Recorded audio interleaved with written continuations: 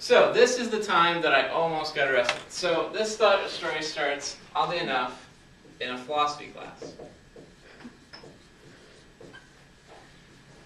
I was deciding which class to take. It was the same class, Introduction to Ethics.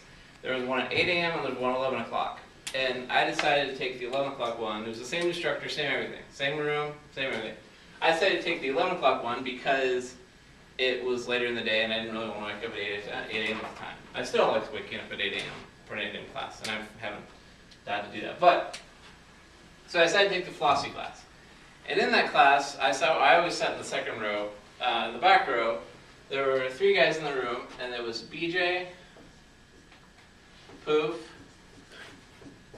and Jerome. They were all roommates.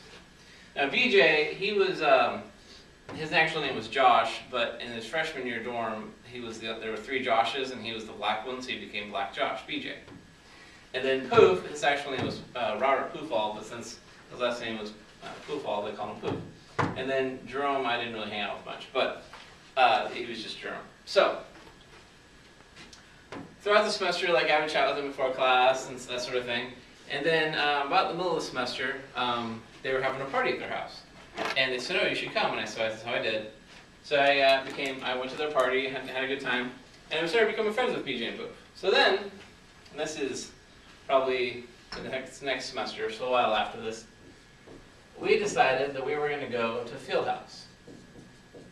Now, in Columbia, Missouri, the Fieldhouse is the bar where all the frat guys go, and on Saturday and Friday night they have $7 bottomless cups, and every night the police line up outside because there's always fights break out afterwards for whatever reason. And so, as it was coming to leaving time, there was a big fight outside, and I tried to walk around the fight, but because I wasn't doing anything to do with it. And because I had gotten disconnected and Jerome wasn't there this night, but BJ and Poof were. So I was trying to reconnect with BJ and Poof, right? And but while I was walking in the fight, somebody grabbed me and pushed me in the street, and that would have been okay, but they pushed me into a police officer and a bunch of girls. And so I'm lying on the ground, and BJ, he's also 6'5" and mixed, so he's a rather large person. He picks me up, and I'm like hugging my 6'5" security blanket, trying not to, like, oh my gosh, what's happening here? And then the police pull me and put me in handcuffs in the middle of the street. So I'm standing in the middle of the street, and they're sitting there asking, what was this fight about? Why were you fighting? And I'm like, I didn't have anything to do with it. This fight was going on. I just got mixed in with it. And eventually, since I was sitting there being calm and not having anything really, they didn't really have anything they could arrest me for, so they let me go. And then I went home with BJ and Poof, and it was a funny story.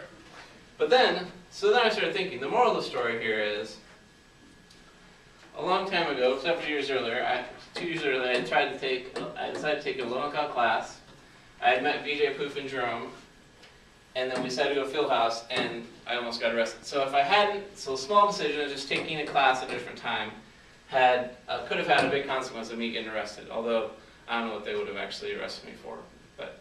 So, the moral of the story is, small changes in your life can have big consequences later, and that's the end of the speech.